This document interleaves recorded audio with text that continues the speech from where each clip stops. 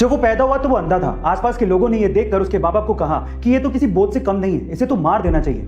अंधा होने की वजह से बमुश्किल उसे किसी स्कूल में एडमिशन मिला, लेकिन वो पढ़ने में बहुत होशियार था। 10th में 90% मार्क्स बनाने के बाद वो 11th में साइंस लेना चाहता था, लेकिन आंध्रा का कोई भी स्कूल उसे एडमिशन देने को तैयार ही नहीं था। कोर्ट में लड़ाई लड़ने के बाद उसे साइंस में पढ़ने को मिला।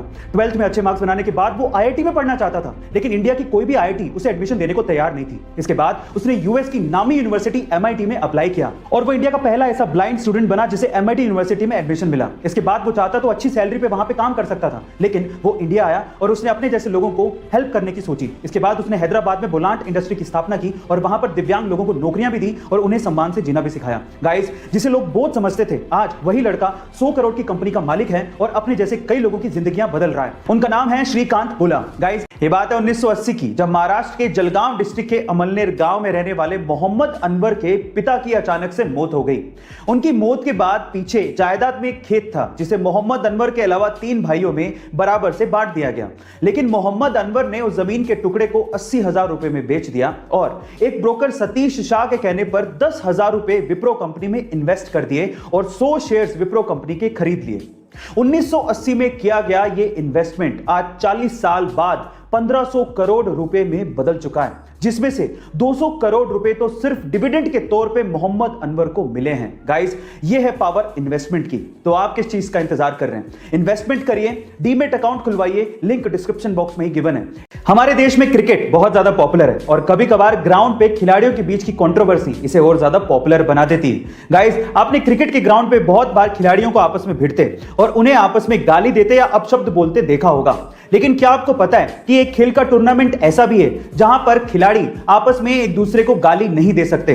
अगर कोई खिलाड़ी गाली देते पकड़ा गया तो उस पर 14 लाख रुपए तक का जुर्माना हो सकता है। गाइस, उस खेल के टूर्नामेंट का नाम है विंबलडन टेनिस टूर्नामेंट। अब मजे की बात यह है कि विंबलडन को खेलने के लिए अलग अलग देशों से अलग अलग भाषाओं के खिलाड़ी आते हैं। इसी वजह से विंबलडन के अंपायर को अलग अलग भाषाओं में गालियां सीखनी पड़ती हैं, जिससे वो किसी भी खिलाड़ी को गाली देते पकड़ सके और उस पर जुर्माना लगा सके। गाइस, क्या इसके पहले तक इंटरेस्टिंग फैक्ट आपको पता था? और अगर नहीं पता था तो कमेंट सेक्शन में जरूर लिखिएगा। गाइस, जापानीज लोग टेक्नोलॉजी में तो आगे हैं ही, वो लोग नेचर का भी पूरा ख्याल रखते हैं, क्योंकि वो ये बात जानते हैं कि नेचर है तो इंसान का अस्तित्व है। बिना नेचर के इंसान जिंदा नहीं रह सकता। अब इसके लिए वो लोग क्या करते हैं, एक सिंपल एग्जांपल से बताता हूं। देखिए, वहां पर एक न्यूज़पेपर चलता है जिसका नाम है ग्रीन न्यूज़पेपर। अब क्या खास बात है इसकी, आप लोग जान के हैरान रह जाएंगे। उस ग्रीन न्यूज़पेपर के अंदर छोटे छोटे से बीज डाले हुए होते हैं। जैसे आप न्यूज़पेपर को पढ़ के उसे मिट्टी में दबा देंगे तो उसमें से पौधे उगाएंगे।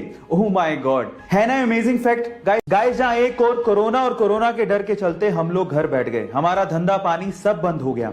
अब कहीं जाके हम लोग एक नॉर्मल लाइफ जीने की कोशिश कर रहे हैं, लेकिन वो भी बहुत इत्मीनान से। वहीं दूसरी ओर अक्षय कुमार इसी कोरोना काल में एक फिल्म शुरू करते हैं और उसे खत्म करके भी आ जाते हैं। जी हां गाइस, अक्षय कुमार की फिल्म बेल बॉटम दुनिया की ऐसी पहली फिल्म बन गई है जिसकी शूटिंग कोरोना काल में ही शुरू की गई और कोरोना काल में ही इसकी शूटिंग खत्म भी कर दी गई। ओह माय गॉड, और इसके लिए अक्षय कुमार ने पूरी टीम को धन्यवाद कहा है। गाइस, है ना अमेजिंग फैक्ट। 1999 में एलोन मस्क ने अपने दोस्तों के साथ मिलकर $10 मिलियन की इन्वेस्टमेंट के साथ X.com नामक कंपनी शुरू की। बाद में यही company famous payment system company PayPal बनी, जिसे 2002 में eBay ने $105 बिलियन में खरीदा।